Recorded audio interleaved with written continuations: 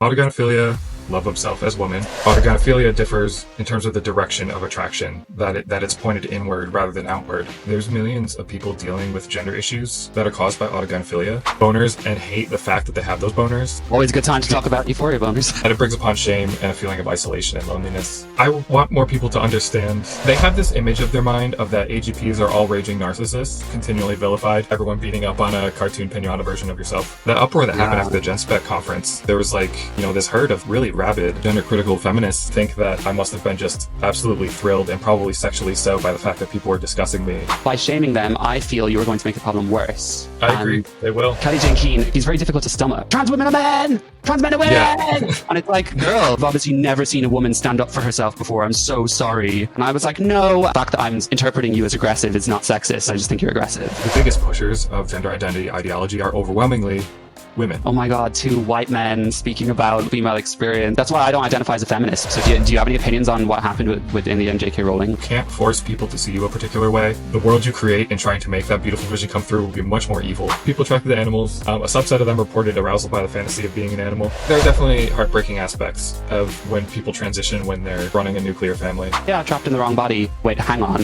Why on earth would someone feel trapped in the wrong body? I think that over time, truth has a way of coming out. They weren't honest about the cause of their gender issues. Hello, Phil. You are very welcome to This is the Jack.Jewell podcast. So I'm already on episode 8, which is crazy, but very much enjoying the ride and very much excited to have you on. I did speak to Ray Williams, who I saw you spoke to just yesterday on his channel. So I've already covered the topic of AGP a little bit, but very interested to hear your perspective because I guess within the community you seem to be the apotheosis of autogynephilia and everything. So thank you so much for joining me. And I'd love for you to share a bit about who you are. We can go from there. Thanks for having me on, Jack.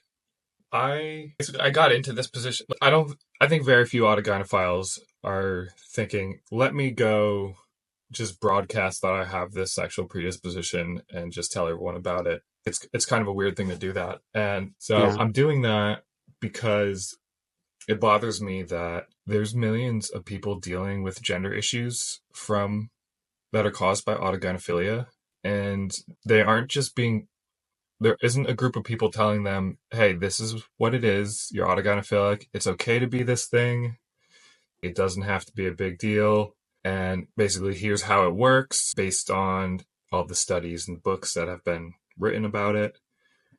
And so I'm sort of just trying to spread awareness of it just so that others that were in the position I was of being confused about my gender feelings, but not having any idea what it was, that they can get into the light of self-awareness and realize their position better and then better figure out how they want to deal with those gender feelings, whether that's transitioning or not. I'm neutral about it.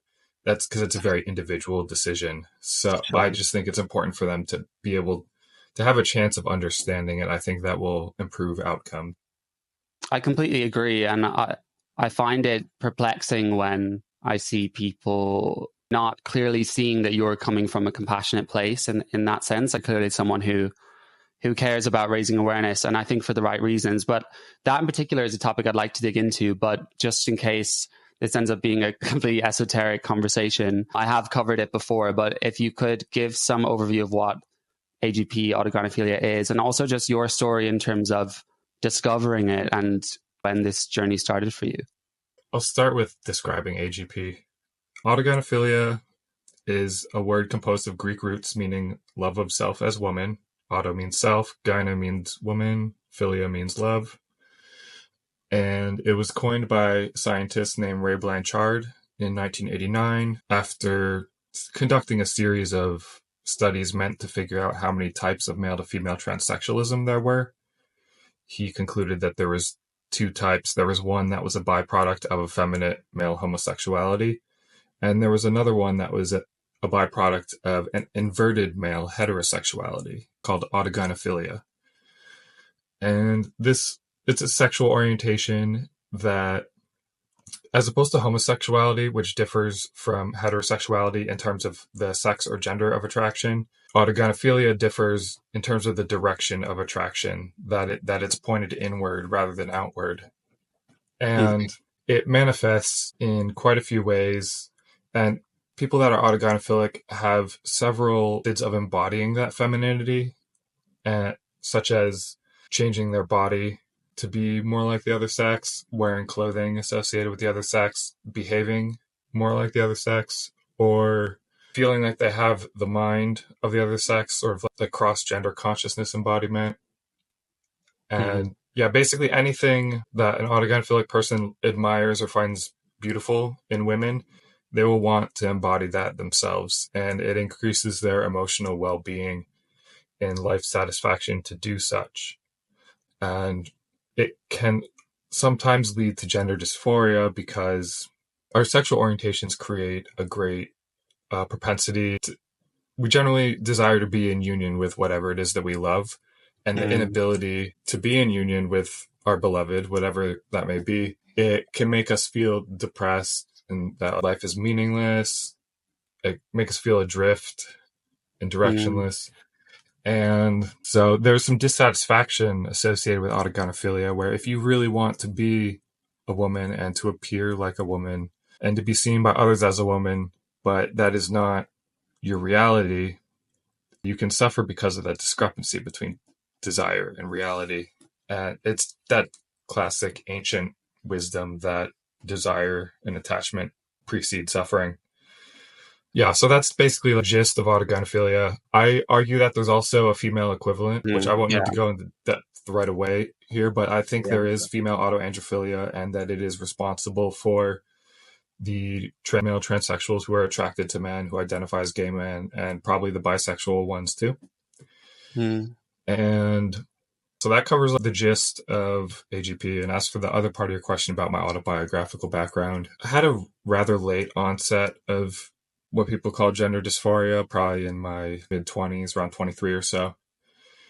And I just tried to push it down and push it away and not think about it. And around age 31, I learned about the concept of autogynephilia. Well, rather, I learned about the typology, and I deduced that I was definitely not the homosexual type because I loved women so much that I wished I was one. And so that clearly points towards the autogynephilic type. And I didn't even really resonate with the category of autogynephilia at first, but I kept reading because it seemed like the only possibility in that two-type typology, the only plausible one that I could be. I was definitely not homosexual. And so I just read more about it. And once I developed a really deep understanding of it and introspected, I realized that I am within this category of person. And it really bothered me that no one had told me that I'd gone into my 30s without knowing the name of my own sexual orientation. It's just bizarre. Yeah. So I got motivated to write a book because my learning process about learning about autogynephilia kind of got out of control. I was just full-time obsessed learning about it for over a year straight before I even started writing the book. And I turned that learning into something so that my kind could read it and figure out, okay, that's sort of what's going on with me. And then hopefully through better understanding where their emotions stem from, I'm hoping that more of them will figure out ways of managing their feelings, whether that's various degrees of transition or otherwise, that make them lives that give them more feelings of well-being and life satisfaction. Thank you for sharing that. So many interesting points there I'm going to try and remember, but just so I have it correct, so we have the two types that Blanchard noted, which is the homosexual type. So they're attracted to men, and they are essentially hyperfeminine gay men in some way or other. I guess I've heard it described that with the homosexual type, their dysphoria can be triggered by social and societal reasons because of how easy is it to be that non-conforming as a man in society. Whereas the autogynephilic type can be sometimes more anatomical. I even heard someone suggest that homosexual type transsexuals don't experience any dysphoria with their body or genitalia. Now, that's completely counter to a lot of the stuff I've heard. So I guess that would be interesting to start there on the typology, because how much do you agree with Blanchard's typology? And in terms of how I interpreted it, how correct would you think that is? I think that just what you said is correct, that it seems that the homosexual type suffer more with the social aspect of gender dysphoria, and that the autogynephilic type are more anatomically focused. And so I agree on that. There also aren't really good hard numbers on this, because studying transsexualism in a way where you acknowledge there's two different types and then you categorize by those types is grounds for cancellation. So only the bravest of researchers are doing research that can actually find useful findings. So a great amount of transgender research is just garbage. As for the typology, I think that Blanchard was right. And I mean, I personally think he was more right than right, such that even the two types exist in females as well. He didn't argue that there was an autoandrophilic type, but I think there is, and that it's the simplest explanation for many of the cases of male to transsexualism. Yeah, I think the people often critique Blanchard's typology because they say you can't just categorize this diverse set of experiences into just two categories in which every single individual neatly fits into one of these two categories. And rather than quibble over whatever few percent of transsexuals can arguably be hybrids of the two types or some unknown third type, I'm just confident that Blanchard's typology accounts for at least 95% of female transsexuals. And I think that it's just obviously correct. And even if you can't categorize a few people with confidence, it doesn't mean that the overall system is not accurate. For instance, with another famous binary, biological sex, there are disorders of sexual development that make it hard to discern whether someone is anatomically male or female, but that doesn't mean there is a third sex. So, that makes sense.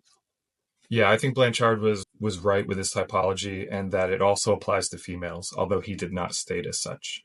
Well, yeah, I remember when I researched him a bit, and I have watched various interviews of him, but he said the time when he was studying it, there were only two female to male people that walked even through the door.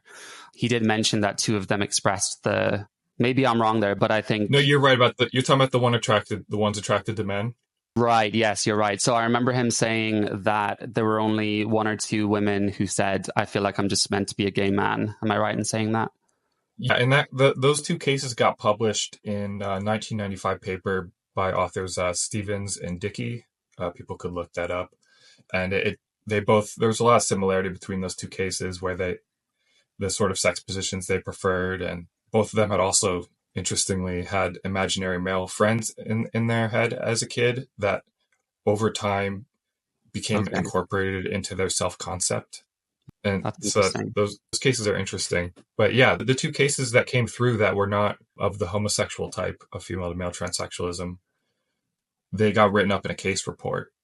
So the androphilic trans men, there was a lot less of them in the past at gender clinics, or if they were going through gender clinics, they told the clinicians they were only attracted to women to be able to get care. I see. That makes sense. So I really want us to focus on the autoandrophilia for sure, but let's just put a pin in it for a second, because going back to your story, I think what's unusual is you said you didn't have the feelings or dysphoria till your 20s, because whenever I hear anyone talking about this, they give the kind of stereotype of it usually will become obvious in puberty, and boys will start by stealing their female siblings' underwear and masturbating in front of the mirror, like that kind of stuff. Then I hear others, such as Debbie Hayton or even Ray, mentioned as a child, there can sort of be a seed planted. So if I imagine it in terms of my sexuality, I wasn't feeling sexual as a child, but looking back, I can see all of the signs that I was gay. The fact that I was sort of fascinated by other boys, but also didn't feel like I related to them. The list goes on, as well as all the things that I liked in my mannerisms and behaviors. So I've seen the gender critical people try and say that people like Debbie Hayton are assume you know who Debbie Hayton is, yeah? Yeah. People like Debbie are lying, saying that they're trying to make out that this is something that was present in childhood, but they're lying because they want to remove the stigma of the fetish.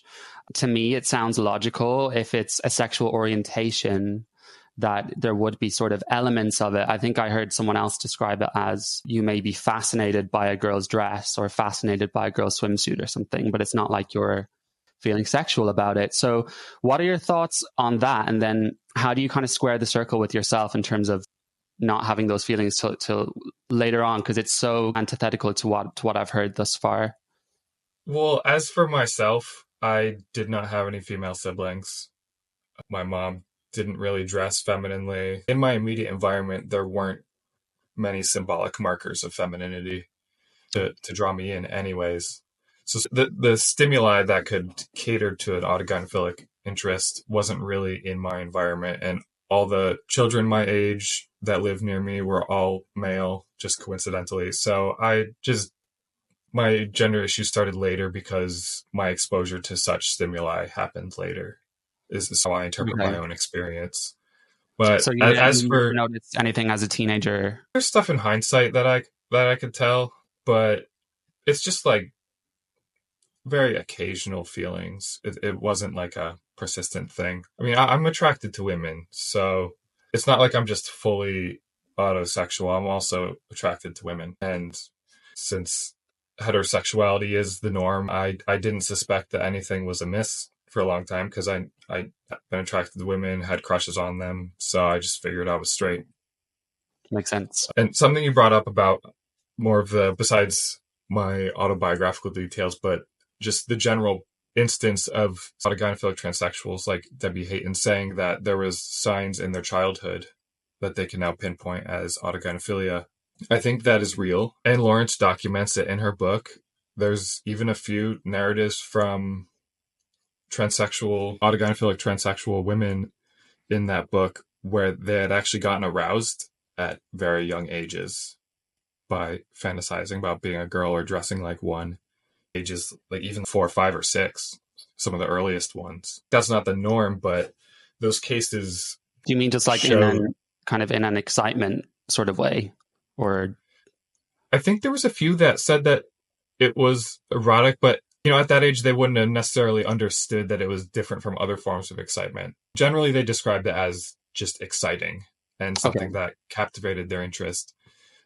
I think a few mentioned though getting erections. And there are a couple case studies of, I believe, even children as young as 2.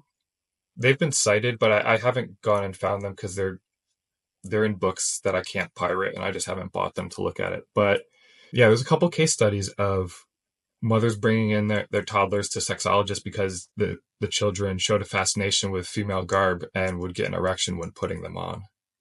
Again, that's not the norm. That's probably atypical, but it shows the general idea that whatever predisposition there is towards autogynephilia is likely already present, although perhaps latent and not yet expressed in children.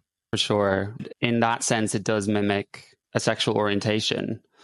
And it annoys me when people get so in the weeds about this fetish and sexual orientation argument, because it's like someone like me who's gay could get so offended that you're conflating autogynephilia with my sexuality or whatever. But when you break it down, it's just your sexuality is orientated towards something, whether that's the opposite sex or it could be anything. Exactly. My podcast coming out this week, I interviewed Dr. Az Hakim. I guess for anyone watching, it will already be out, so you can go watch that. But he treated gender dysphoric patients using psychotherapy for about a decade here in London. And he studied paraphilias and stuff a lot. So he explained to me that through different traumas you can suffer, the body can process them in different ways. You could be depressed for a while, or you may exhibit PTSD symptoms. Nothing may happen as well. But one thing that bodies can do with trauma is actually sexualize it. So you can kind of see sometimes with someone has a paraphilia towards something very odd, you can kind of point back to a traumatic situation in their childhood in which something happened around that object or something like that. And he treated all sorts of patients, like patients that had a paraphilia towards hair or towards being in a bath of urine, very strange stuff. So do you have any thoughts about that in terms of the origins of AGP? Could there be some kind of experiential thing that triggers it at a very young age, or is it somehow innate, or could it be a combination of both? I think it's mostly innate, and those experiences, just what was latent becomes manifest once through exposure to those stimuli. And those experiences are treated as significant because they fit into the person's sexual orientation. They stand out as important, exciting, and interesting because of that underlying predisposition. And so in an autobiography, in a personal narrative sense, they'll have that intense experience and then think that that was the cause of their interest. But I think it's just that it revealed their interest. I'm overall in the born this way camp with human traits in general, towards hereditarianism rather than social constructionism. Yes, I do too. And I think one thing me and him disagreed on was him talking about gender largely being social, out of agreeing with some of Judith Butler's stuff. And I did say, well, how can you reconcile then a 2-year-old boy, a 3-year-old boy who will later grow up to be gay being hyper feminine? And he said it's mainly learned. But there are cases of gay boys being raised in a very masculine household with no feminine, even a mother who's very masculine. And then they come out of the womb like, like that. So yeah. To me, it's very difficult to imagine how that can be socialized. I think in Dr. Deborah So's book, she talks about girls with this congenital adrenal hyperplasia or something where that's it. They have much higher levels of testosterone and they're often lesbian, but you can see through the science that they're often non-conforming from a very young age. And I think there's just so much pointing to the fact that gender is more sex related than social. And also in this technological era, there's this constant separation from our mind to our bodies when really the technology revolution is such a short blip in human history that we're really just animals. Right. And something towards the point that this stuff is innate is even hundreds of years ago, I can recall reading a paper about early scholars in early Medina, in the early Islamic Caliphate, that they differentiated between two types of male femininity. There was one where they were just only attracted to men, and the way they walked was womanly, the way they talked was womanly, and they couldn't help it. Natural. And then there was this other type who was attracted to women and whose femininity was intentional. And so these Islamic legal scholars differentiated between these two types because they were trying to figure out in their legal codes which, if any, may be permitted to be in the women's only harem, the female only part of the house. So they were trying to there's some signs that these two types basically although they weren't trying to figure out how many types of trans there were, they started down that accidentally noticing, hey, there's two different types of male femininity. Yeah, it's very interesting. And there is documented history about a lot of this stuff. It's only in this transgender debate recently that it's been being discussed in a different way. Before we kind of move on, I guess, and it's fine if you don't want to refer more to yourself, but I think people can easily dehumanize autogynephilia and you're someone that lives with it. I'm kind of curious, what does that gender dysphoria mean to you? And I noticed you haven't transitioned, which I've heard you explain before, but obviously you can go into that. But I'm just curious, what is it like for you day to day, kind of managing this and learning to live with it happily if possible? It's so far, it hasn't been too big of a deal. I think overall, there's some aspects of gender dysphoria that I experience less than before. And there's probably others that have grown. It's really hard to say. But overall, it's a manageable amount of dissatisfaction. And the reason I don't plan on transitioning, I always might. I can't, even though I know a bunch about autogynephilia, who knows, I might develop crippling dysphoria at some point and feel the need to medically or socially transition. That might be the case. Okay. But as far as I can tell right now, I think I'll be able to manage it as long as I can be a transvestite. And where I live, you can be a transvestite. No one cares because I don't live in a gender critical convention. So I guess that's the advantage of the far left commies in America, at least. Well, yeah, just any major urban sectors, they're quite very liberal, they're quite progressive. Yeah. Yeah. And so you can be a gender weirdo where I live and it doesn't matter. And that's great. Um, It's the same for, yeah. the homosexual type. They may never develop dysphoria if they feel that they can do that. Right. Yeah. I think it's good that people can dress how they want, provided they're covering enough of their flesh and such. To say that only men can wear pants and only women can wear dresses is, I think it's a bit archaic, and I'm in favor of freedom of dress. How much do you feel researching it, being involved in the conversation, your Twitter, these interviews and everything, how much do you feel that impacts your autogynephilia or ability to manage it, or how much you think about it? Because I do notice other autogynephilic identifying people on Twitter who are anonymous are kind of engaged in the conversation every day constantly, but they also state that they are extremely dysphoric. And I wonder how much immersing yourself in that online culture can sort of make that dysphoria worse. I think it can make it worse for the ones that are more predisposed to dysphoria, particularly the atomic dysphoria, which you could try wearing shapewear like breast forms and such, but it's not the same as actually having the body. I have noticed, as you noticed, there's a diversity of suffering among the self-aware autogynephiles online, where some Yeah, are participate in the discourse and don't seem to suffer much, and some seem to suffer more. I don't know exactly what factors lead to it. Although I said that if someone is just specifically has anatomic autogynephilia and doesn't care about the clothing, for instance, then it's going to be much harder for them to rack up enough symbolic femininity to have that drive feel that it's satiated adequately. right. And do you have any thoughts about how much providing medical service and there being this idea of, oh, I could medically transition, how much that drives the demand for it or the dysphoria? I think it increases both. Autogynephiles will, like, Hirschfeld had this great quote that translated into English is something like, the transvestic drive directs itself toward the whole costume to the very last detail. Basically meaning that they'll want to be a woman to, in any and all ways obtainable. And so when Right. technology enables these more ways that are obtainable, kind of increases the potential for dissatisfaction, because Mm, there's these more possibilities that if you can't access them, you feel that disparity between where you're at and where you could potentially be, and that hurts. With that said, even back before there were surgeries, there was still autogynephilic individuals that independently thought, I need to get a surgeon to remove my penis and testicles. They just wanted it gone. Some of them in their narratives didn't even say that I would like to have it turned inward and turned into a vagina. Instead, they didn't. They just were like, I want this gone. It's bothering me. It needs to go.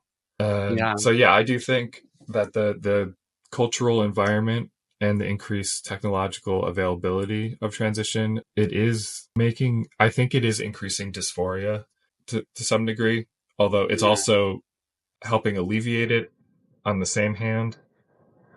So it depends on the individual person whether the current environment is better than the one of 100 or 200 years ago. So something you mentioned there that I've always wondered is obviously there's a big sexual component to this, and men who've not transitioned will enjoy different sexual scenarios, either thinking about this or whether that's wearing women's clothing, etc.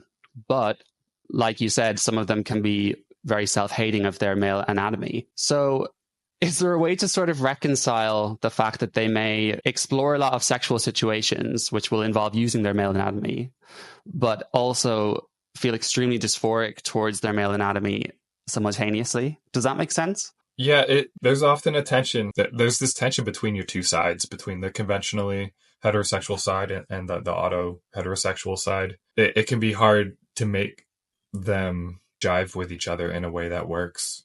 But yeah, it seems that most AGPs can manage, conventional heterosexual intercourse, and they'll just have varying degrees of trouble with it. Some of them will just be completely fine with it. Others will be able to physically complete the act, but need to entertain certain fantasies to be able to maintain an Yeah, erection and such. And there's others that would feel just immediately dysphoric and turned off completely if they had to do, say, like penis and vagina sex. right. And some of them feel fine during the act, but then afterwards feel sort of weird. There's a sense of shame because I don't know if it's so much shame with that scenario as much as it's like an inner conflict, because the completing the heterosexual act of intercourse it's sort of satisfying their externally directed heterosexuality. But then afterwards, after orgasm and such, if they've already developed a decent degree of dysphoria, they might then feel bad after intercourse. Right. I don't know exactly how to word the badness they feel, because I'm sure it's Well, it makes sense because obviously there's a chemical response there in your brain, and then all of that then comes down. So especially if they're going through it, or if there is any sort of fantasy going on, then stop me if I'm chatting bullshit because I'm just throwing around ideas. But then it's like after that's happened, then reality hits, I suppose. I think it's about whether it's satisfying to their self-image, but whether it was an ego syntonic or dystonic act. It depends how they feel about it with relation to their personal identity, I think. So I guess the classic trope of a transsexual motivated by autogynephilia that I've seen is, well, first of all, they don't know what it is. So there's a lack of awareness. Sometimes they transition a lot later in life, which I'd like to ask you about too. But I suppose one of the issues that I've noticed is instead of there being awareness on this is what autogynephilia is, it's okay that you feel this way, this is how you can manage it, here are the options. It's an incredibly shameful topic, so they don't talk about it. But instead, what's available to them is this Reddit community of all of these sort of deranged people that are ready to feed the misinformation and welcome them with open arms and say, actually, it's just a woman inside you. You're always meant to be a woman. So I guess starting from there, I'm very curious how your path was so different in terms of you discover this and then you were sort of going solo, researching it all. What kind of prevented you from being indoctrinated into the gender ideology like most other people fall victim to?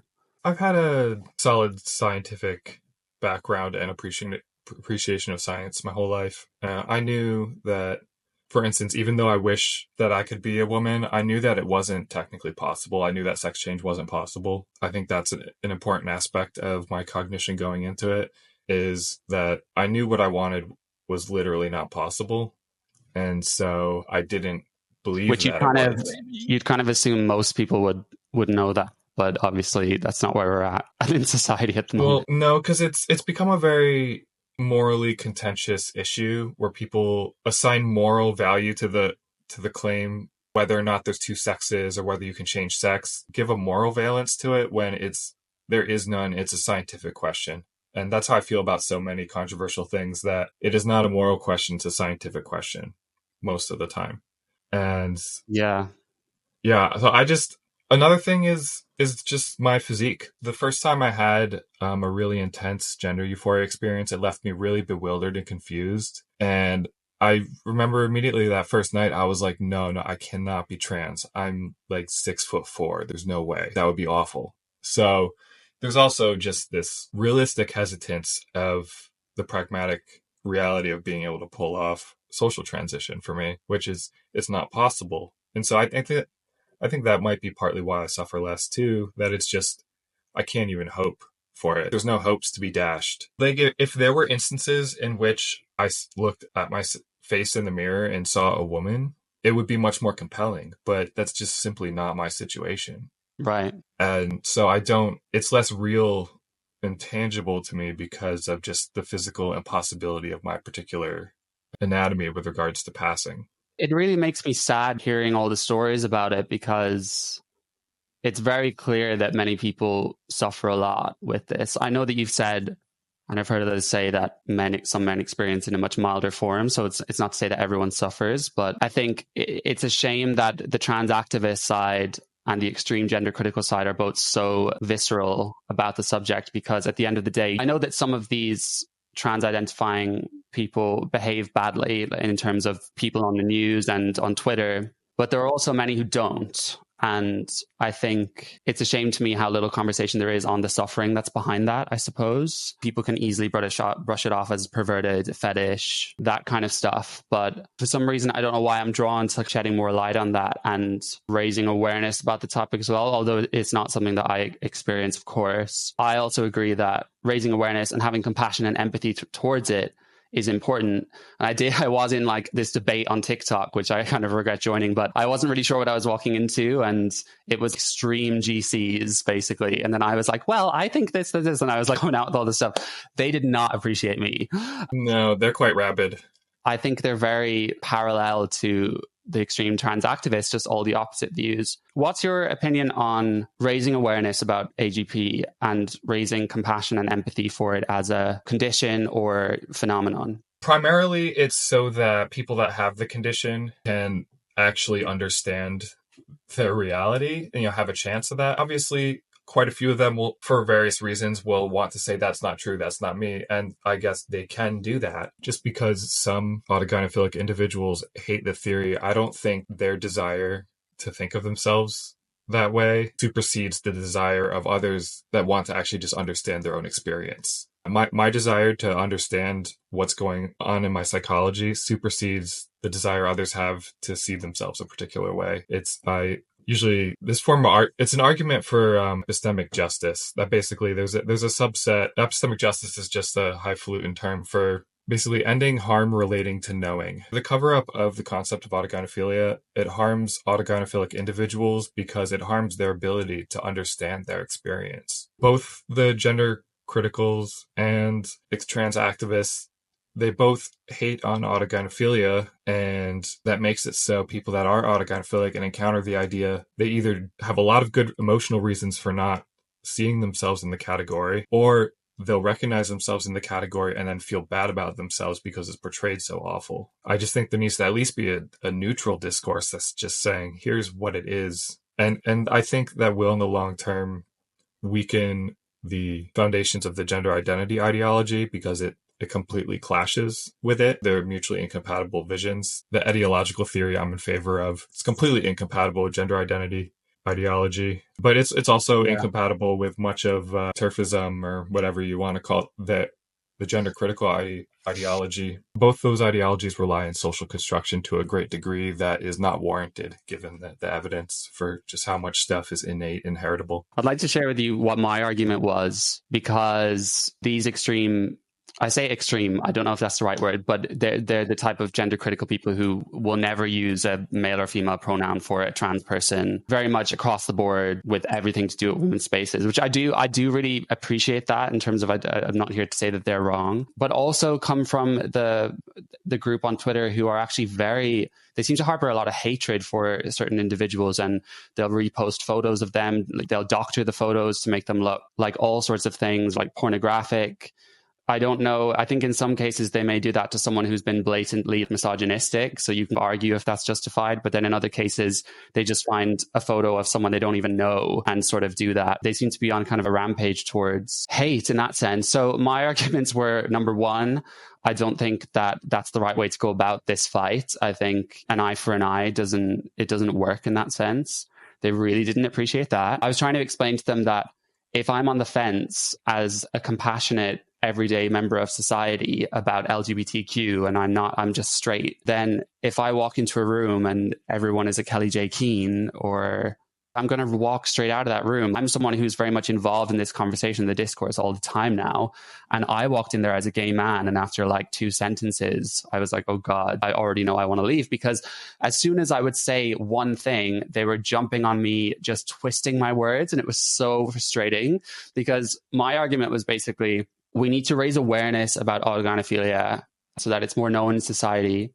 Because from my own research, tell me if I'm wrong here, but the way the narcissism kind of correlates with AGP, the hypothesis that I've heard said anyway, is that growing up with this orientation, dealing with it alone in isolation, feeling immense shame, having no empathy towards that suffering, and also having no one to look up to that is living a happy life with the same situations you have, is a perfect environment to breed narcissistic personality disorder or narcissistic tendencies, which is why trans women much later in life they're too far gone in a way in terms of how much that suffering has impacted their mental health.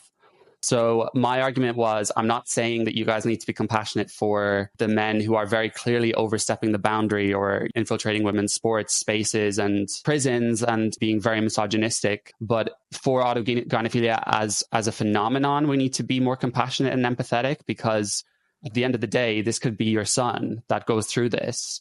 And you don't want your son to suffer. But they just took all of that and then devolved it down to, oh my God, you're telling us that we have to feel sorry for these disgusting men that are calling us names on Twitter. And I was like, I've already made it clear several times that I'm not talking about those individuals. I'm just talking about the concept as a whole, because some gender critical people want to suppress it as well. And I think that's silly. It's a real thing. So suppressing it is not bound to lead to anything good. It is not possible to just suppress it through shaming people and creating hate mobs online. And something that I see really short-sighted in the sort of rabid gender critical response, like sort of the extremists you're talking about, their plan for what is allowable ways of expressing autogynephilia are like, men can't even wear women's clothes in public. It must be strictly kept to the bedroom, as they say. It's a very similar sort of gender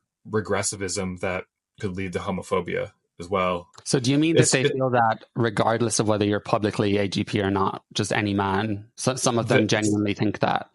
They've gotten to that point because you can't tell whether a man is doing it because they're homosexual or AGP sometimes, so they just will assume that just out of safety, men should not be allowed to do that in public. Before the whole the uproar over the fact that I wore a dress to a gender conference, I attended the Genspect conference in Denver last November, and while I was there, it was fine.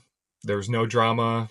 While we were all waiting to leave the next day, everyone was just tired and chill and waiting for the plane. No drama. But 2 days later on Twitter, an uproar has happened because Kelly J. Keene, she started a struggle session against Genspect. Genspect had, their social media person had taken a picture of me and Laura Becker, she's the detransitioner, and mentioned my book in the caption. Is basically, they had a series, their social media person was going around just taking pictures of attendees and being like, here's this person and their Instagram or their Twitter handle, basically being like, here's the people that are here. And yeah, then Genspect got struggled for that it was portrayed as platforming fetishist, and it's like literally just I wrote a book about my own sexual orientation, and this is a gender conference about transgenderism. The thing I wrote about is the most common cause of this thing that the conference is ostensibly about. Arguably, there should be more than just me there in terms of people that understand autogynephilia and autoandrophilia and know how to talk about it, because it's absolutely fundamental. And so there's a big controversy over the fact that I was wearing a dress at that gender conference, and I don't see a problem with wearing a dress. I followed all the other gender critical rules of not using bathrooms. I wasn't calling myself I wasn't calling myself a woman. I already typically don't do that stuff. I didn't go out of my way to follow gender critical rules there. I just usually do. And there's plenty of men that could confirm that they saw me in the men's bathroom, for example, which is such a weird thing after a conference to have people be examining the most minute details of just me existing there. Yes, I did use a bathroom because I'm a human. I excrete. I think many people do that. And yeah, there's big controversy over that. But something that's become clear to me is that the sort of rabid hate that some of the gender criticals have, the really extreme ones, not the liberals, I'm talking about the authoritarians, that there's no path to like redemption. There's no path they don't offer a path for AGPs to live a life that is satisfying and meaningful to them. According to them, you can only cross-dress and do your feminine whatever you do in the privacy of your own house, can't expose anyone else to it, because that's somehow consensually forcing people to participate in your sexuality. And it's like, I could get that argument to some degree if we're talking about socially enforced pronouns, but it just with regards to wearing clothing, it's crazy authoritarian. And they're not allowing any paths for AGPs to follow their rules and still live a satisfying life. And so they're not going to be convincing there's not going to be any significant subset of autogynephiles that look at those rabid authoritarian GCs and say, this is reasonable and I can live according to these precepts. It's not going to happen. They will not succeed because of how extreme they are. Completely agree. And surely by normalizing the ability to cross-dress or wear a dress, then they will inevitably get less people needing to transition, possibly, and needing to invade their space. At least that's a hypothesis I have, I guess. If some men feel they can only express their sexuality by officially transitioning because it's more socially accepted, which is a strange phenomenon, but it is. And that's the current situation. That you get, it's like seen as way more respectable to fully transition, take hormones, change your name, do the pronoun thing, than to simply wear women's clothing. To be a transvestite is seen by so many people as deplorable and lurid, whereas transsexualism is classy and good. And to be fair, there is something classy about transsexualism, but it's not, it's just so crazy that the people that are actually basically handing less of their life over to their autogynephilic impulse are actually demonized more than the ones that are diving in more fully. It's very weird. And like I said, I feel there are so many parallels with extreme trans activists to extreme GCs, because one side says AGP doesn't exist. The other side says it's only a perverted fetish and that's it. It's that simple. Whereas it's obviously more complicated than that. And I can't really understand why someone like you or Debbie or Ray would explain it so deeply and share such personal stories so publicly, which is obviously a courageous thing to do, while not, well, two of you are not trans, I guess, but explaining that it mimics a sexual orientation. So meaning that you're not aroused every second while you're out. It's very difficult for me to imagine that even being possible, like someone just being sexually aroused every second, even if they have a huge sex drive. But I can't fathom why you would lie about that when you've already been honest about so much. It doesn't really make sense. People are quite good at lying. It wouldn't surprise me. But I mean, for myself, through that Genspect controversy, there was so many of those, the gender criticals talk about how I probably had a raging boner the whole time. And it's like, no, if it's over 4 hours, you got to go to a hospital. You guys not know anything about boners. I wasn't even thinking about that sort of stuff. There was a very intellectual environment with presentations and stuff. I was very intellectually involved. And yeah, just the idea that if someone's autogynephilic and they're cross-dressed, that they're being continually aroused is very unlikely. I would say that it might happen in the first few times someone cross-dresses. It might be more of like a continual thing. Like a thrill. But right, it's the novel stimulus, whereas there's just like the male sexuality in general. Males tend to really crave novelty. They'll like having a lot of sexual partners. A new sexual partner, even if less conventionally attractive than one they've had sex with hundreds of times, there's something alluring about that new one. And so there is some stronger response to initial experiences of cross-dressing or other forms of feminine embodiment. But it really diminishes over time because there's only one of you. It's not like, unless you were to be continually creating a new series of personas that drastically looked different, I just can't see how someone could maintain that sort of initial honeymoon period for indefinitely. It's eventually going to become tame and become the equivalent of a married couple who, though they love each other, might not have sex that often. And that's where I feel they will claim that men are not trying to understand what it's like to be a woman and to be vulnerable and to have that fear all the time, which I very much appreciate. I'm always trying to understand that more.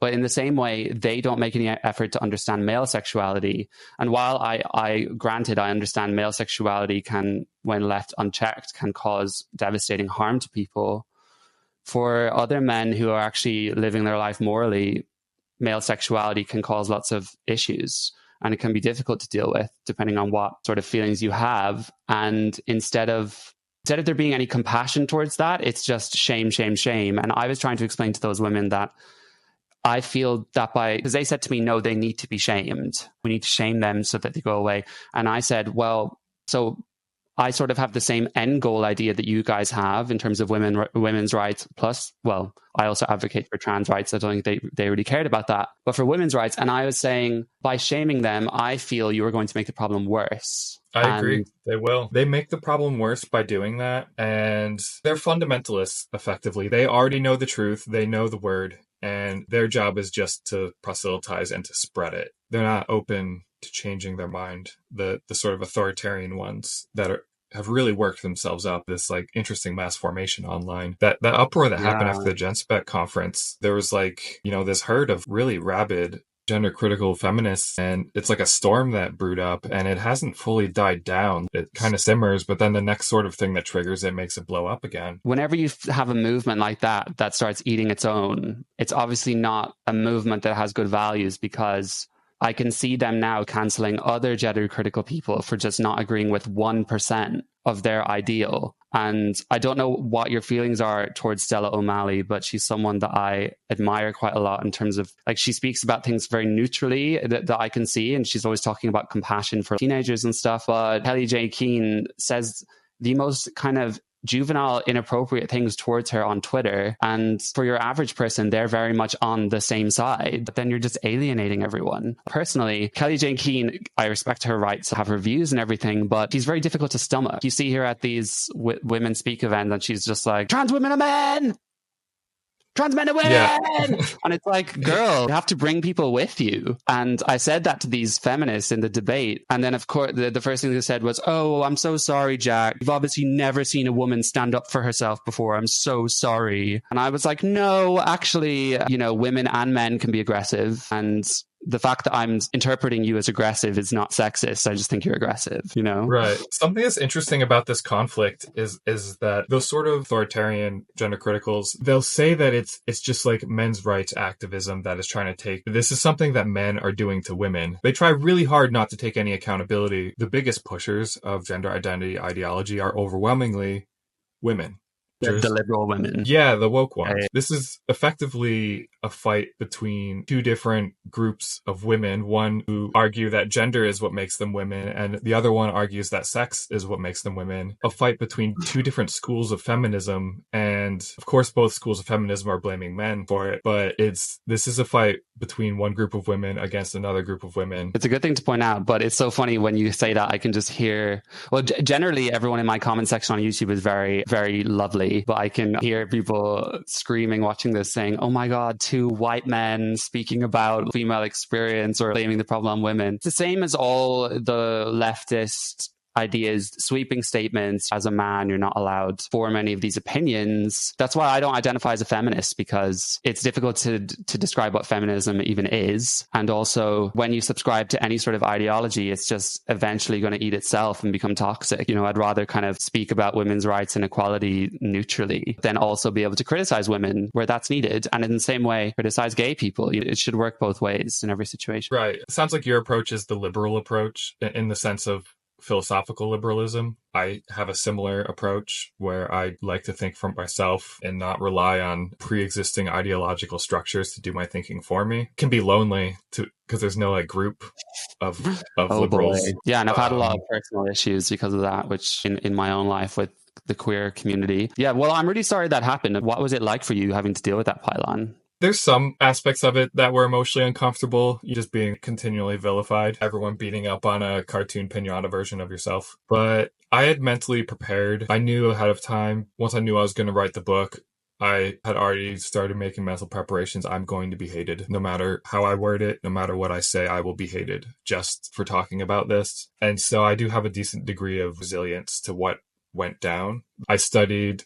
Part of my reading while writing my book was learning about wokeism, critical social justice, critical theory, as well as learning about mass formations and true believers, and learning crowd psychology, I guess I would call it, to understand the shaming campaigns, how they work. The cancellation campaigns are designed to scapegoat someone, ostracize them, and shame them so that they don't do whatever their offense is again, and so other people learn not to do it. Exactly. And so I put effort into learning about all that stuff ahead of time. So when it finally manifested and I was the target, it wasn't that big of a deal. I think what made it easier is most of the liberal-minded people were pretty reasonable and decent towards me, and it was specifically the fundamentalist authoritarian subset of the gender criticals that were being awful. It wasn't all of the gender criticals. I don't know if you'd want to comment on anyone individually, but I think I've heard both Stella O'Malley and Helen Joyce comment on this, saying we can't police people's clothes. It's not possible. That is correct. Adhere to basic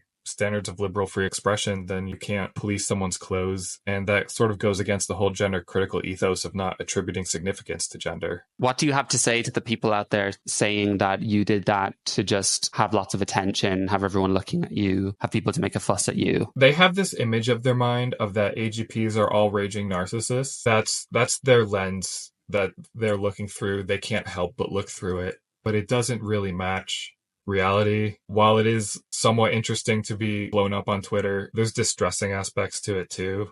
It's not like I'm glad that happened. There's obviously good benefits that word of my book and Autogynephilia gets out further. There's benefits to what I'm trying to achieve, but it's not the most comfortable way of arriving at those benefits. Some of them think that I must have been just absolutely thrilled, and probably sexually so, by the fact that people were discussing me in a dress, and it's like, no, you want to be like humiliated or something, right? Or if I was like the like emasculation fetishism, right? But I'm not. I'm just autogynephilic. Just their picture of me was pretty far off from reality, so it was really easy to not be hurt too much by it because it didn't strike close to what I see as accurate. Well, you probably have more resilience than me. I'm definitely learning what this feels like. And I think I'm getting better with pylons I've had. Just personally, I haven't really had any pylons like that online.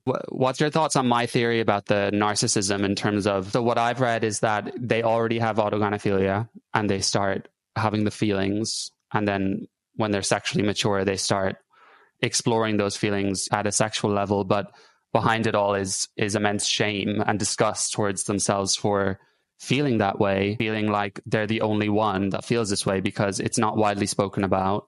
It's not well known. There aren't any celebrities saying, I've dealt with this my whole life and I'm happy, and like there's no one to look up to. So I think how Helen Joyce described it in her book, although it wasn't her words, but she said, when someone lacks someone to relate to, so being able to see yourself in someone else, and also being given empathy towards your suffering, so someone understanding you, that's something everyone needs in life. If I grew up gay and there was no one else gay on earth, then that would probably be a recipe for disaster because I would never feel like anyone understands my experience. It'd be hard to find mates too.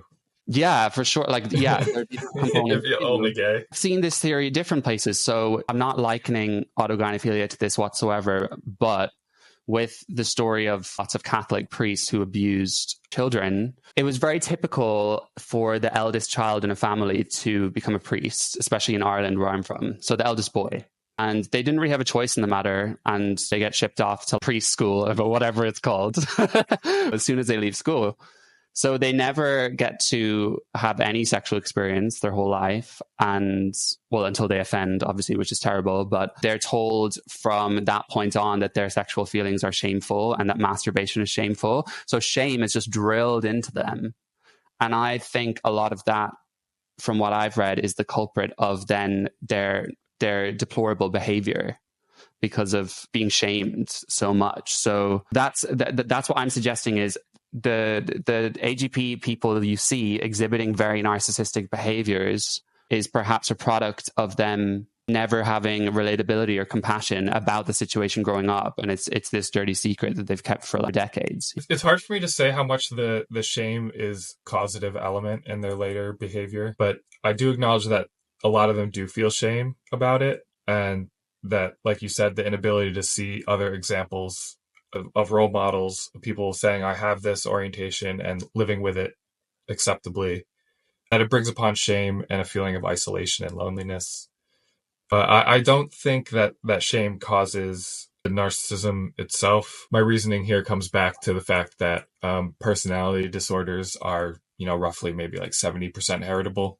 So it's, again, mostly genetic factors that are responsible for the susceptibility. to personality disorders. I'm just in general hesitant to, I think a lot of times when people have narratives that intuitively make sense, like a story sense, it doesn't necessarily, it's really understandable to our brains. We understand story. It doesn't necessarily map onto reality, even though it's quite intuitive. It's a good skepticism to have, and I can be quite quick to like piece puzzles together in that sense. But I think I've heard Blanchard or Bailey describe it as narcissistic injury, they say, as a product of dealing with it. And Lawrence wrote a paper on that, I think in either 2007 or 2008, Shame and Narcissistic Rage. There are some transsexuals who do act out when their feminine persona is injured. You know, they act out in ways that do seem to be like a personality disorder. And I would say that it probably would get better if there was less shame around it. I'm still skeptical that like shame would be like a causative thing. Maybe it's one of the contributors. It's usually the ones that truly believe they are women, and there's no difference as well. My observations would be. Oh, right. Like the true believers in gender identity ideology that have like a really unshakable cross-gender self-image where they're like, I am literally a woman. If it is the sexual orientation, then clearly living with this identity for could be decades it's so precious to you. And in a way, like, would you agree it's kind of a sort of a fantasy in terms of them feeling that being reality? So then if someone tries to burst that bubble, they go on the defense. It starts as fantasy, but over time it becomes more and more developed into their self-concept as throughout their life as their identity develops. Basically, at a certain point, it's not necessarily fantasy that's even driving anymore. It's just that is their identity. And it's a strongly held identity, which makes sense if it is autogynephilia, that they'd be attached to that identity. But yeah, I think they're just very attached to it. After a long enough period of time, they've just seen themselves as that way for so long, and it's been contested so little that it's a very solid sense of identity, and it's just incredibly rude in their eyes to contest that identity at that point. Do you have any opinions on the controversy with J.K. Rowling and India Willoughby? Because India is someone on my radar for quite a while already. To me, it mimics a very typical AGP transition in terms of, you know, the later in life and then being attracted to women. India was on Big Brother, and India was going into these rages when someone accidentally misgendered her. And then it's sort of like a tirade India's been on to make people agree with India's side, and sort of a disregard for any concerns of women by just reducing it to this is just a delusion, like this idea. So do you have any opinions on what happened with India and J.K. Rowling? I haven't paid too much attention to that situation. Was it recently that police did a non-crime hate incident? I don't know if they visited her, but that's what they said it would constitute as. Right. You can't have this state enforce people's personal identities. It's compelled speech. You can't force people to see you a particular way. The world you create in trying to make that beautiful vision come through will be much more evil than if you just allow people to have freedom. I think that what India is doing here is morally objectionable and lead to a very authoritarian, dangerous place. You just can't force it. The identity thing, you can't force people to see you a particular way. You can't. I really see in India is there a thing with some AGP people that they have never-ending insecurity that they won't ever be fully believed as that sex? Because it seems like since India transitioned, you know, she could have just obviously remained a public figure but not been so visceral in the debate. But it's sort of like clenching your teeth looking at the situation, because it's very clear to me that India is autogynephilic, and I'm not here to judge that, but J.K. Rowling is clearly aware of that too, because J.K. Rowling said India is a cosplaying man, like a fantasy of what a woman is, which I feel is a hint towards that. No one's actually acknowledging that thing as a whole. It's all about just who said what. It must remain unspoken. Exactly. And I think what's unfortunate too is that in defense of J.K. Rowling, I've seen India tweet many menacing things towards her just off her own accord, when J.K. Rowling doesn't interact with India at all. And when Brianna Jai was murdered here, a trans teenager, which I'm sure you heard about, India tweeted several times, J.K. Rowling is responsible for Brianna Jai's murder because of transphobia and hate. But when I look at it from J.K. Rowling's angle, there's a trans woman who transitioned, is demanding for everyone to see them as the way they see themselves, is disregarding all women's, there's no concerns with prisons, refuges, and then accusing you, a woman, of murder, fighting back and calling you a cosplaying man is kind of deserved. None of them hear that. They just hear, oh my God, J.K. Rowling said this terrible thing towards a trans person. And it's very frustrating to me, because I think being autogynephilic is fine, but I think India's behavior over the years is misogynistic, in my opinion. And I think it would be better if people understood that. I want more people to understand autogynephilia, and also that more people to see that sort of behavior of blaming J.K. Rowling for just some random murder of a trans person. It gets into that line of argument that's become popular about stochastic terrorism, that by making negative statements about a particular group, you're basically inviting violence against individuals of that group, even though you're not actually directly commissioning such acts of violence. You're making it statistically likely that they will happen. And it's a really silly line of argument. There's some truth to it, in that such propaganda campaigns over a long enough period of time do lead to people to take action and such. But it's like, how do you hold people accountable for that? It's basically amounts to thought crimes. Especially on an individual level. I do understand the argument of J.K. Rowling using inflammatory language of a cosplaying fantasy of a woman. I'm probably misquoting it there. Even though I think she has every right to bite back after being accused of murder many times and other misogynistic insults. But I can understand the argument of J.K. Rowling is a public figure and lots of people are influenced by her. Therefore, she has a responsibility. Can understand that. But then at the same time, I wish we could live in a world where people actually thought critically and didn't just adopt by opinions of people packaged up nicely. Unfortunately, that isn't the world we are living in, but hopefully we'll go more towards there. One thing I spoke about with that psychiatrist in the last podcast was he dealt with a lot of regretters, and he saw autogynephilic type detransitioners who had got bottom surgery, and then after losing their essential testosterone, all these desires went away, and then they were regretting it miserably. Have you come across that at all, or like pitfalls that could happen? That's a possibility. When a lot of autogynephilic individuals go on hormones first, they go on estrogen. There's quite a few cases where they'll do that, and then pretty shortly after tamps down their libido, and then all of a sudden they're like, why am I doing this? Why do I even want to be a woman? And then they go off the hormones, and then those desires to be a woman come back, and they sort of go through this yo-yo sequence back and forth that must bring pretty incredible turmoil to be going on and off hormones like that. Just all the confusion, and then the chemical confusion within your body. That is a known phenomenon. And so I just think, to help avoid that with regards to bottom surgery, I think it's unfortunate that people are transitioning and getting bottom surgery while still in the honeymoon period of transition. Right. I think it would be wiser if they started hormonal social transition and waited at least 3 to 4 years before doing that. You wait for the initial joy to settle and to where it becomes mundane, and see you still need to progress from there. Where the sort of identity is more formed. Right. Give some time for the identity to form. Make sure it's solid. I think it'd be good, because I've seen plenty of cases of trans women online almost bragging about how fast they went through the transition of like coming out, and then some of them getting bottom surgery within a year. And it's like, that's crazy. To point out how crazy that is, it's commonly seen as maybe irresponsible these days. Like, someone starts dating a person and then they get married and buy a house together in under a year. That would be seen as irresponsible too. And big commitment.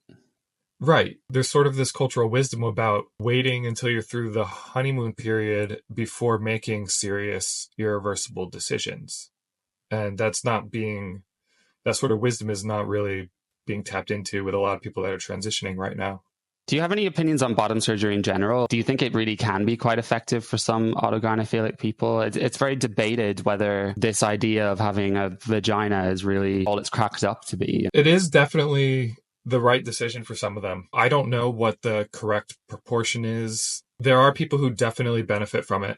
I know in Anne Lawrence's book, Men Trapped in Men's Bodies, if I remember correctly, she says something like that she advises people to not get bottom surgery unless there is no other way. Basically, that unless it's absolutely necessary.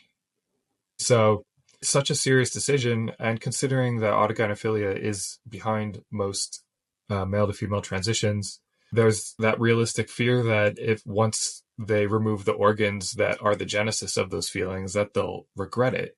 It's a very weird paradox, isn't it, that such strong sexual feelings drive the need to transition, and then even in the case of hormones, you can end up being a trans woman with no sex drive. It's a very weird concept. And it's somewhat common, I think, for autogynephilic trans women to not actually have too many outward displays of sexuality and feel that transitioning accomplished most of what they felt they needed in their sexual and romantic life. And quite a few of them identify as asexual or just, yeah. Can it be like so a relief for them in that sense? It's a lot of them experience it as a relief to go on hormones and just, and to also not have to feel that their sexual and romantic needs are met. Basically, to not have the desiring for other partners. I think quite a few of them feel relieved after being on hormones. What you mentioned the majority of trans women. So what evidence is there that there are more AGP type trans women than otherwise? The principal way of doing that calculation is Blanchard had, in his studies, he started with a 4-type taxonomy that Hirschfeld had of splitting transvestites into heterosexual, bisexual, asexual, and homosexual groups. So 4 groups based on sexual orientation preferences. And Blanchard found that the homosexual group differed from the other 3 groups in numerous ways. And he used the term non-homosexual as an umbrella term for these other 3 groups, that the heterosexuals, bisexuals, and asexuals. And he found that all of them had much higher rates of past arousal from either cross-dressing or fantasizing about being a woman than did the ones in the homosexual group. And so from this, he deduced that there's the 2 different types. And so you can use, as a crude way of estimating the minimum percent of the transgender population that is autosexual, you can add up the non-homosexual group. Right. With the male-female transsexuals, there's going to be some that report only having attraction to men, perhaps some that genuinely do only want to have sex with men, but who are ultimately of autogynephilic ideology. And so these estimates are sort of, it's a lower estimate of like this percent minimum are autogynephilic. So I know that I've seen Michael Bailey and Ray Blanchard, they published an essay in 2017. I think it's on one of the turfy websites. I can't remember off the top of my head, but they estimated that 75% of male to female transsexuals in Western individualist countries are autogynephilic. And in my book, I did my own calculations using there's a couple really massive surveys in the US, the National Transgender Discrimination Survey and the 2015 US Transgender Survey. I added up the individuals in those studies that would be categorized as non-homosexual, basically the ones who indicate heterosexual attraction or even asexuality. Just added all of them up, and I got an estimate that 80% of trans women in the US were of autogynephilic ideology. And like I said, that's probably like lower bound. That's like a minimum. It's probably more than that. Even though Blanchard only did research finding that you could separate between homosexuals and non-homosexuals and males, I used that same logic with trying to figure out how many autoandrophilic trans men there were. Because if they're not homosexual with respect to birth sex, then there's some other type than the homosexual type. And I just assuming they're autoandrophilic. And I estimated that 70% of trans men in the US are autoandrophilic. So it's very similar proportions, but the autosexuality is a little more prominent among male to females. And I think what's deceptive for me, I guess, is within the media and in the queer community, I feel like the people that are more public and platformed are the homosexual type. I don't know if you'd agree. But that's been a historical thing, that they're more presentable ones, so to speak, and to normies. And gender clinicians back in the day did that decades ago. They'd publicly show the homosexual transitioners to sort of build acceptance of the transitioning.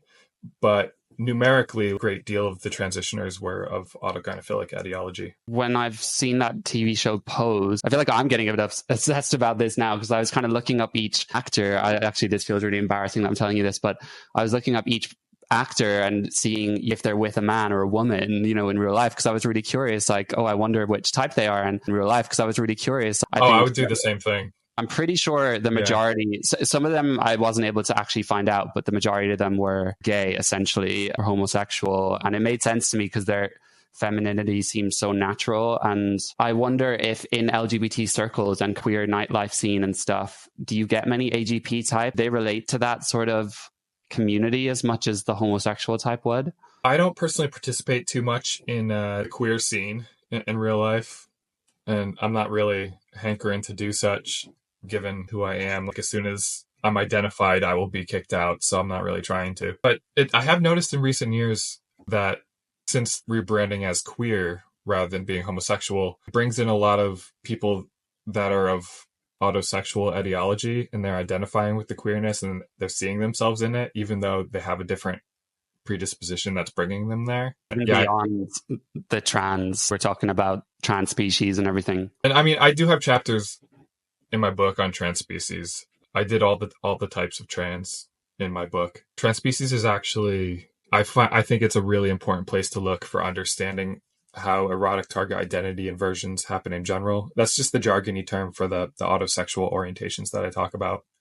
The identity that's caused by being attracted to being something. Trans species, the sort of erotic target each trans species person is attracted to, it varies so much. My reasoning is, if they're attracted to these wildly different types of things, whatever sort of recurring patterns we see in common among these people that are attracted to these wildly different things probably illuminate the general form of how autosexual trans identity works. And so I've paid particular attention to trans species because I think it's probably the best place to look to learn more about it. It's totally wild to me as a concept. When you said the different things they're attracted to, do you mean different animals or different parts of animals? Yeah, different animals, just like whether they're attracted to wolves, birds, dragons, sheep.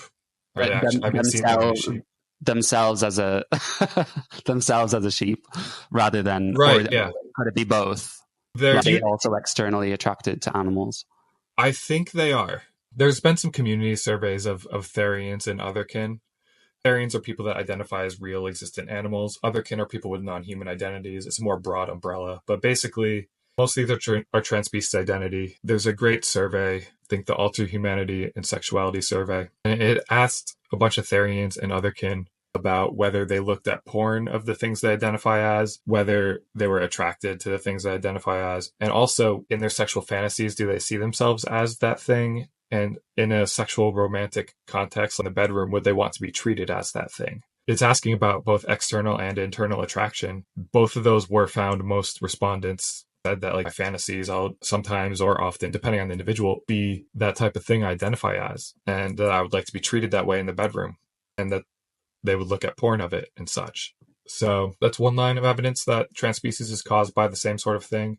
Michael Bailey, Kevin Sue also collected data from zoophiles. There's two ways of examining erotic target identity inversion scientifically.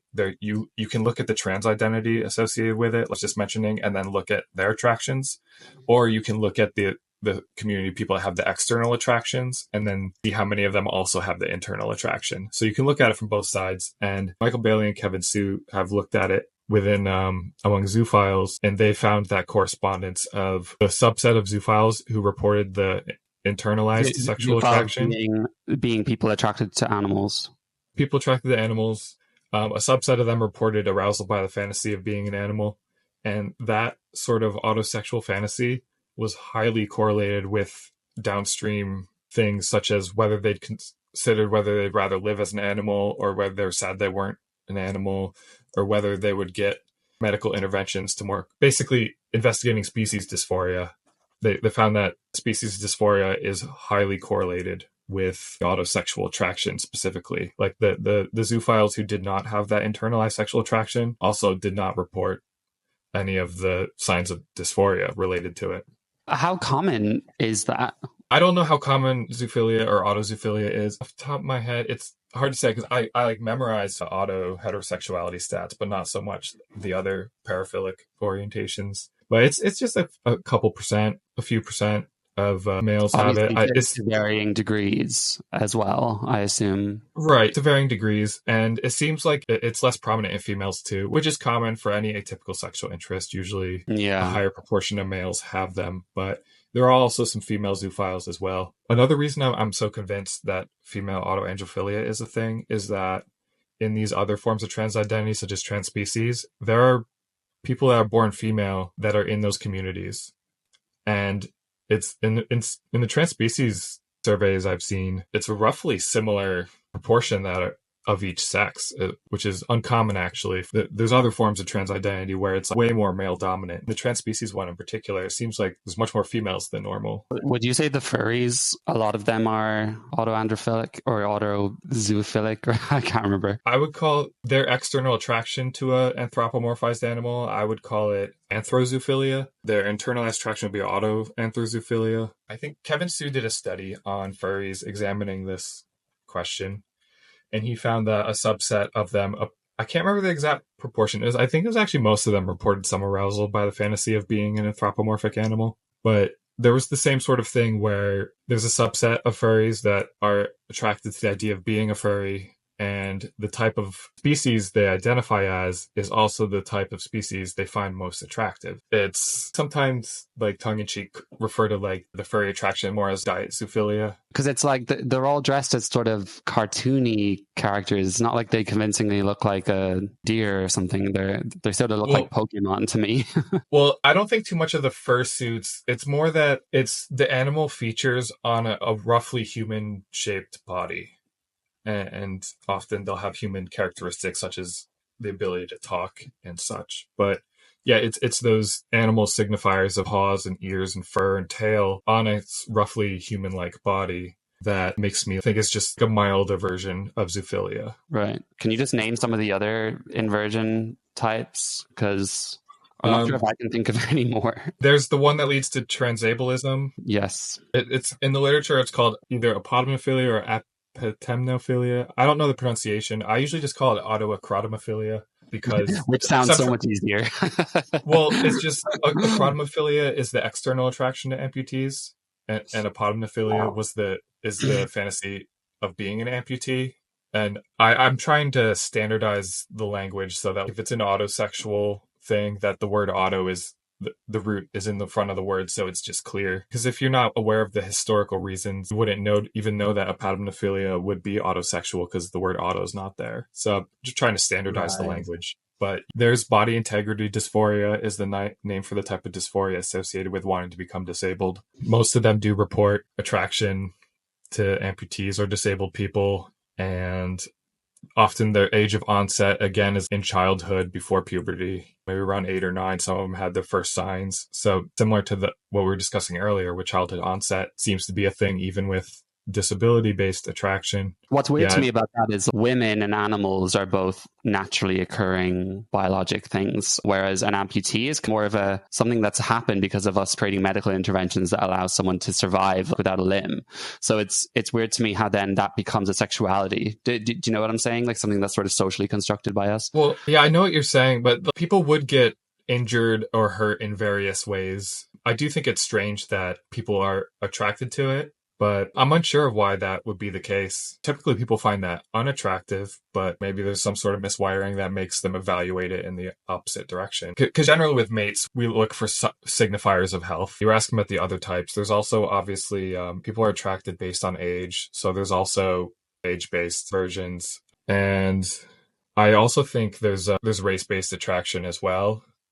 And so I think there's also an autosexual version of that. The only original research in my book, so to speak, in terms of collecting data was there wasn't any data on transracialism, so I collected some. I found that a lot of the trans race identified people, in their sexual fantasies, they said that their identified race and not their birth race. Also, they would find it sexually arousing to be their identified race. So there's that same sort of correspondence that has been found in other research on autosexuality that whatever you're most attracted to externally is the same sort of thing you're attracted to being. Right. Yeah, if the inversion happens.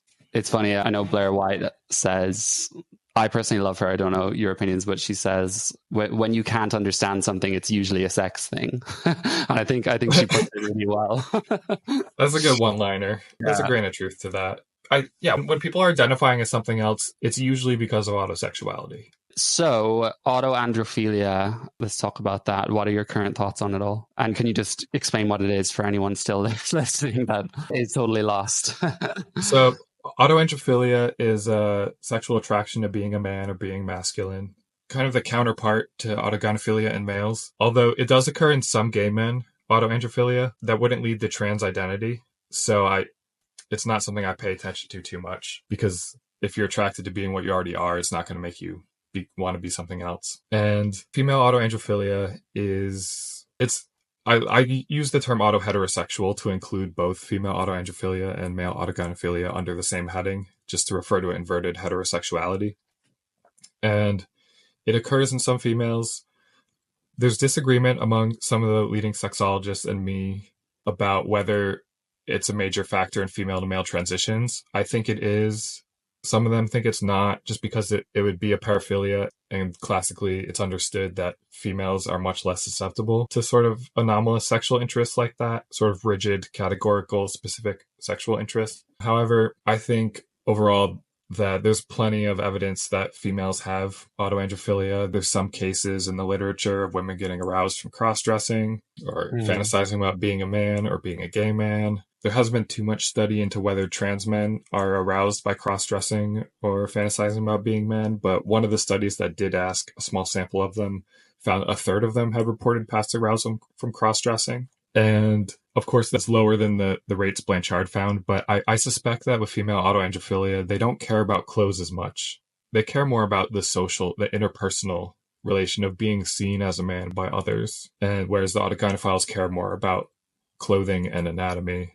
These are just broad perceptions. Obviously, there would be individuals that differ from this. Yeah, female autoandrophilia, it seems to exist, and it's not exactly the same as autogynephilia, because female psychology is different. So there's just sort of the usual sex-based differences. And I want it to get researched more, because I think there's a lot of cases of gender dysphoria in females that are being categorized as this rapid onset thing, where it's not even being investigated. Hey, how many of them have sexually fantasized about being a man? Let's just ask them the question that can pinpoint whether maybe autosexuality is behind this. Because when I look at the way they talk to each other online in their various subreddits, the trans men, the overall structure of their thinking is similar to that I've seen in all the other forms of trans identity, whether it's transgender, transspecies, or whatever.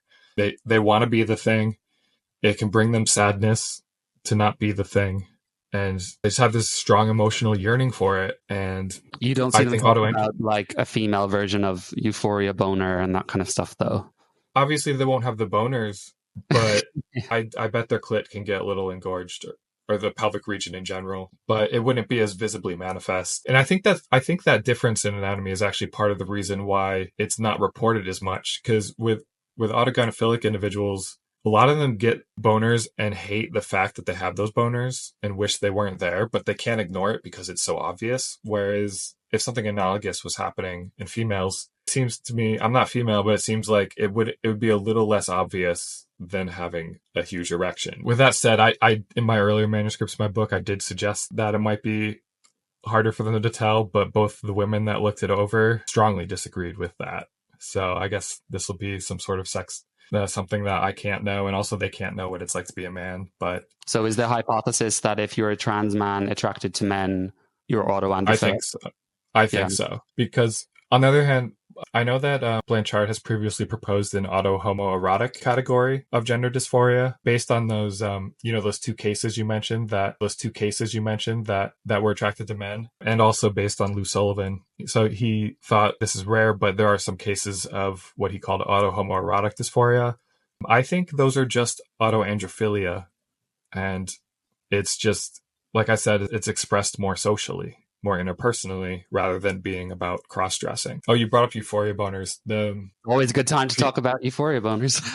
Well, I was just saying that if you search on any of the female to male subreddits, I think either FTM or gay trans guys, those are two good ones to search. If you search for the word euphoria and then look at the things, they'll occasionally have threads like, what are the weirdest things that ever gave you gender euphoria? And it's the same categories of stuff that the autogynephiles would report is being seen by others as a man, or behaving in ways that they see as manly, or dressing in male clothes. It's the same categories of stimuli are creating these happy gender feelings. So I just think the most likely explanation is that it's that females can also have autosexual interests and the corresponding forms of trans identity.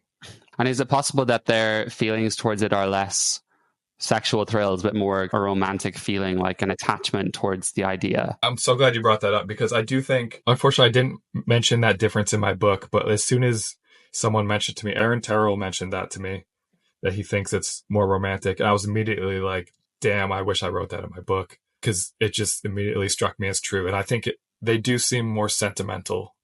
Not to AGPs are quite sentimental about being a woman, but there is a greater degree of like romanticism and sentimentality, it seems, among the autoandrophiles. And while I'm sure they do also have the sexual component as well, it really does seem more romantic and sentimental, which to me is worrying in terms of gender dysphoria, because as far as I can tell, it's specifically the attachment and the sentimentality that lead to some of the worst gender dysphoria. So it might even be the case that autoandrophilia is even more powerful driver of dysphoria than autogynephilia. So I just really want that to be looked into, because there's a lot of talk about rapid onset gender dysphoria. Let's dig into that. Simplest explanation. Could you just explain what that is? I'm aware of what it is, but just in case. Right.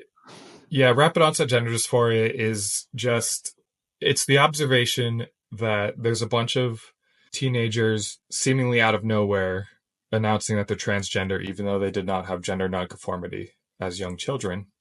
And this is catching parents by surprise. This sort of announcements of transgender identity often follow spending a lot of time on social media and following trans influencers and such, or people in their friends group coming out as trans. And so it's sort of a hypothesis that it's a social contagion of gender dysphoria. The dysphoria is spreading through social contagion rather than being one of the traditionally understood types of dysphoria.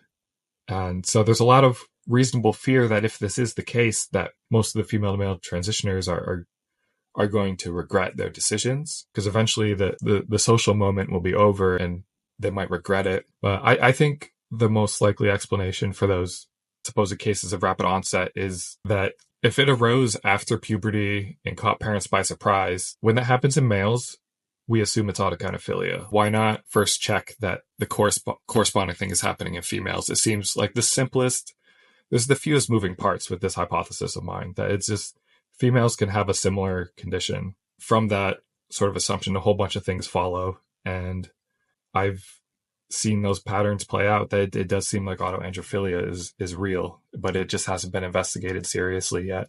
I would obviously think, sure, it's possible. Do you think it's possible that it's both? Like that initially there are, because the numbers have inverted so dramatically. Oh, it's wild. There is some chance. I guess I should say that even with someone that is autosexual and transitions, the social environment is a contributor. The fact that transgenderism is more trendy and popular these days could make it so that some females that are just mildly autoandrophilic, they might get swept up in it. It taps into the psychology a little bit, enough for them to go along with it. But especially if they have autism or have been through trauma or something and are looking for an explanation. Right. The autism, it seems like there's a general degendering that happens with females where they're less masculine and less feminine. Like they're sort of like degendered in a way. And I can see that contributing to gender issues. I know the studies I've looked at, people that are autistic of both sexes have a much higher degree of signs of gender issues, such as wishing they were the other sex or feeling uncomfortable in their gender role associated with their sex. So I think autism is an independent contributor that definitely would add on to transition. I guess another argument against what you're saying would be, if autoandrophilia is a driving factor, why are we only seeing a massive increase in young girls and not older women also realizing, oh, this is what I want? That's a good question. I could have guesses about it. I don't know, maybe they're better at compartmentalizing their sexuality.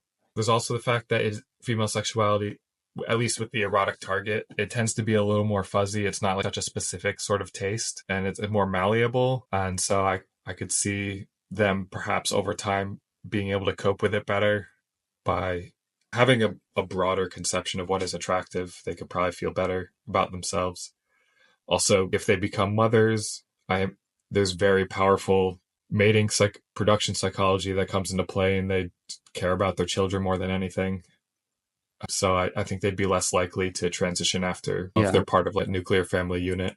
And if your hypothesis is correct, then it would be logical to deduce that if there are lots of autoandrophilic women, it's probably easier for them to live happily not transitioning, considering if there are all these older women who've gone on to be straight, have kids, otherwise leave happy lives. But we can see with men, a lot of them are destined to be miserable, or at least a portion of them, if they can't transition. Right. As far as I can tell, if these are autoandrophilic transitioners, they do seem to be able to live as women better, be able to make peace with their birth sex. And however, there are some that do transition later. There are subreddits, FTM over 50, FTM over 30, for trans men who are transitioning later in life. So there definitely are still some that are transitioning much later in life. I actually reacted to a TikTok of someone, a mother who started transitioning. Personally, I think that's so morally twisted, like, with your family, because begging her to detransition. That really breaks my heart, because the concept of, obviously each to their own, libertarian, whatever, but for a young child to lose their mother in that way must be devastating. There are definitely heartbreaking aspects of when people transition when they're running a nuclear family, whether it's the husband or the wife. It is sad, and I would like to see it happen less, which is why I think it's so important for this knowledge to be out there, so that when people are getting married, that they know before getting married what their partner's sexual orientation is, or what their own sexual orientation is, and whether they'll likely be prone to gender issues at some point. Because right now, people are getting married without knowing that they have these sexual predispositions. And then their decisions, to me, are very selfish, but obviously they must be really in a dark place to warrant making a decision like that. It depends on the individual. I think some of them will be more, they're true believers in the gender identity ideology. They'll see it almost as like there's like a moral good to transitioning.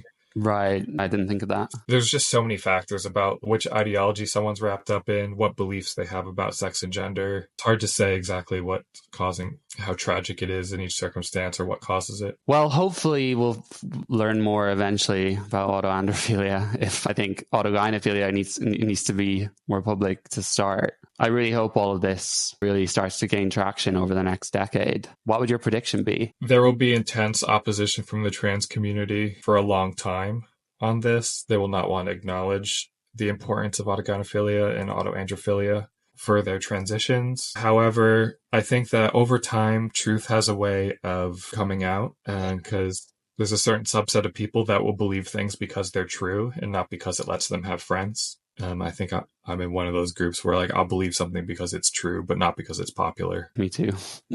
And so over time, there will be more people talking about this and acknowledging that they have this orientation, and it will become more widely known. The fight about it is going to be intense and ugly, just as the fight over transgenderism is pretty intense and ugly. It's an important part of integrating transgender people into society, is to integrate them on a factual basis of understanding reality. The movement instead has tried to artificially impose this religion on people, and it's leading to backlash.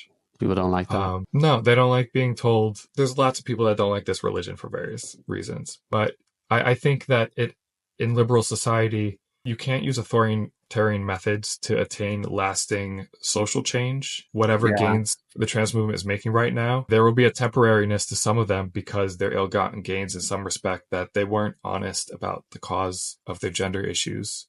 But once we can finally acknowledge the true causes of transgenderism, any gains made after that is more widely understood, I think will be more everlasting. It's so wild to me how such a complex idea of wanting to be the other sex and going to the extreme measures of taking drugs and surgeries to affirm that then society accepts it in such a shallow way. And I'm a culprit of that too, because I used to talk a lot about gender. I've always been a supporter of the community, but when I used to support it in a very different way, it was just more about acceptance. Yeah, basically just that. I wasn't even taught to think, oh, why does someone have gender dysphoria? Until I discovered this world, I literally had never really thought of that. And most people don't. They just go, oh yeah, trapped in the wrong body. Whereas you think that would give them pause to say, wait, hang on, why on earth would someone feel trapped in the wrong body? At least the people I know personally who support me when I've explained AGP to them, they've been like, oh wow, that really makes sense. It makes a lot more sense than having some innate sexed soul that can only be described by referencing gender stereotypes. That's been my experience, that when I've explained this to hundreds of people, the two-type typology, no one contests me on when I mention the homosexual type. Everyone can intuitively tell that, okay, that makes sense, that there's some people that are just basically super gay and that gives them gender issues. Some people disagree with the autosexual one. There's also quite a few people I've talked to that are like, hey, this makes sense now. It makes sense of a lot of the patterns you see with the psychology and the trans movement. Once you realize that they're fighting for something they love, that they cherish, that is the central pillar of their emotional universe, it makes the ferocity with which they fight for their trans identities makes a lot more sense. It makes sense why it's become cultish in a religion. Well, listen, Phil, this has been amazing. I had such a great conversation with you. This is the longest I've spoken to anyone, so I really appreciate you giving me your time. Hopefully we got to dig into some interesting topics. Do you have anything coming up? Would you like people to find you anywhere? I have a Substack. If you just Google my name, it's Phil Illy. Illy is like silly without the S. My book is called Auto-Heterosexual, Attracted to Being the Other Sex. It explains female autoandrophilia, male autogynephilia, and also other types of autosexual orientations and their corresponding types of trans identities, such as trans species, trans race, etc. And I've posted some of the chapters for free to my Substack, so people can check that out for free. It's phililly.substack.com. I'm on Twitter. My handle is Autogynephil. Very good. And It's like you were meant to be this person, Phil, I think. I'm hoping that in the history of transsexualism, you will be a key name people remember. It feels right. It seems like my personality is a good fit for what needs to be done here, which is accurately describing something, a scientific mindset, but not with regards to political aims. I also want to mention, if they're on Reddit and you want to be part of any subreddits where you don't get banned for talking about autogynephilia, there is an Ask AGP subreddit. Also, autoandrophiles are welcome there too, despite the name. There's also an autogynephilia subreddit, there's an autoandrophilia subreddit, and there's also an autosexual subreddit. I have mod powers in all of those. No one will get banned for talking about being autogynephilic or autoandrophilic. Well, I'm not autogynephilic, but the concept of not being banned for speaking the truth sounds good to me, which is what we need more. Yeah. Thank you so much, Phil. I hope you have a wonderful day. Yeah, thank you.